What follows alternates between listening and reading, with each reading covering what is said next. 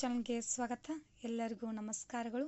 ಸಾವಿತ್ರಿಬಾಯಿ ಫುಲೆ ಪ್ರಬಂಧದ ಈ ಒಂದು ವಿಡಿಯೋ ನಿಮಗೂ ಕೂಡ ಇಷ್ಟವಾದರೆ ಪ್ಲೀಸ್ ಲೈಕ್ ಮಾಡಿ, ಸಬ್ಸ್ಕ್ರೈಬ್ ಮಾಡಿ, ಶೇರ್ ಮಾಡಿ, ಕಮೆಂಟ್ ಮಾಡಿ ಅಂತ ಹೇಳ್ತಾ ಮೊದಲನೇದಾಗಿ ಪೀಠಿಕೆ. ಸಾವಿತ್ರಿಬಾಯಿ ಭಾರತದ ಮೊದಲ ಮಹಿಳಾ ಶಿಕ್ಷಕಿ. ಸಾವಿತ್ರಿಬಾಯಿ ಫುಲೆ ಅವರು 19ನೇ ಶತಮಾನದ ಭಾರತದ ಪ್ರಸಿದ್ಧ ಸಮಾಜ ಸುಧಾರಕ, ಕವಿ ಮತ್ತು ಶಿಕ್ಷಣ ತಜ್ಞರಾಗಿದ್ದರು. ಅವರು ಸಾಮಾನ್ಯವಾಗಿ ಭಾರತೀಯ ಸ್ತ್ರೀವಾದ ತಾಯಿ ಎಂದು ಪರಿಗಣಿಸಲಾಗುತ್ತದೆ.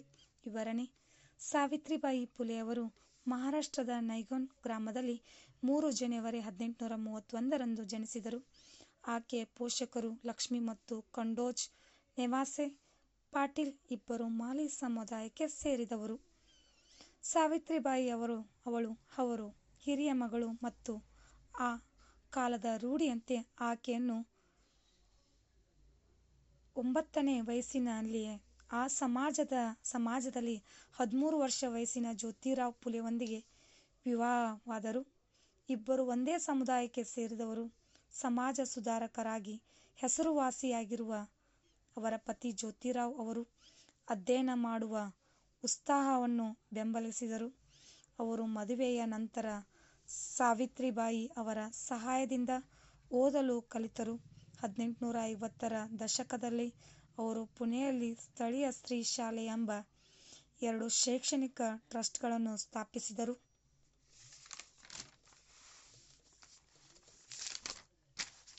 ಸಮಾಜ ಸುಧಾರಕರಾಗಿ ಹೆಸರುವಾಸಿಯಾಗಿರುವ ಅವರ ಪತಿ ಜ್ಯೋತಿರಾವ್ ಅವರು ಅಧ್ಯಯನ ಮಾಡುವ ಉತ್ಸಾಹವನ್ನು ಬೆಂಬಲಿಸಿದರು. ಯಾರಿಗೆ?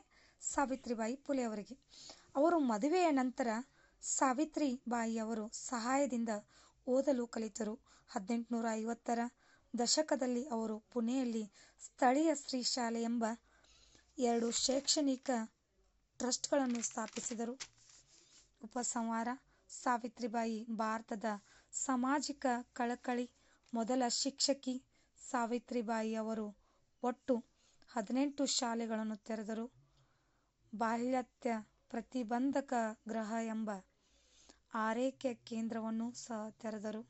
ಸಾವಿತ್ರಿಬಾಯಿ ಅವರ ದಿನಾಚರಣೆಯನ್ನು ಎಲ್ಲರೂ ವಿಜೃಂಭಣೆಯಿಂದ ಆಚರಿಸೋಣ ಅಂತ ಹೇಳ್ತಾ, ಸಾವಿತ್ರಿಬಾಯಿ ಅವರು ಸಮಾಜದ ಸುಧಾರಕಿಯಾಗಿ ತಮ್ಮ ಅತ್ಯುತ್ತಮ ಜೀವನದಲ್ಲಿ ಸಾಧನೆಯ ಮೇಲುಗಲ್ಲನ್ನು ಸಾಧಿಸಿದಂಥ ನಮ್ಮ ಸಾವಿತ್ರಿಬಾಯಿ ಅವರು ಇವತ್ತು ಅವರ ಜನ್ಮದಿನದಂದು, ಅವರ 3 ಜನವರಿ ಅಂದು ಅವರು ಜನಿಸಿದಿಂದ ಅವರ ಹುಟ್ಟುಹಬ್ಬವನ್ನು ನಾವು ಎಲ್ಲ ಶಿಕ್ಷಣದ ಬಾಲಿಕಾ ದಿವಸನ್ನು ಆಚರಿಸ್ತೀವಿ ಅಂತ ಹೇಳ್ತಾ, ನಿಮಗೂ ಕೂಡ ಸಾವಿತ್ರಿಬಾಯಿ ಫುಲೆ ಅವರ ಈ ಒಂದು ಪ್ರಬಂಧ ವಿಡಿಯೋ ಇಷ್ಟವಾದರೆ ಪ್ಲೀಸ್ ಲೈಕ್ ಮಾಡಿ, ಸಬ್ಸ್ಕ್ರೈಬ್ ಮಾಡಿ. Thank you. ಧನ್ಯವಾದಗಳು.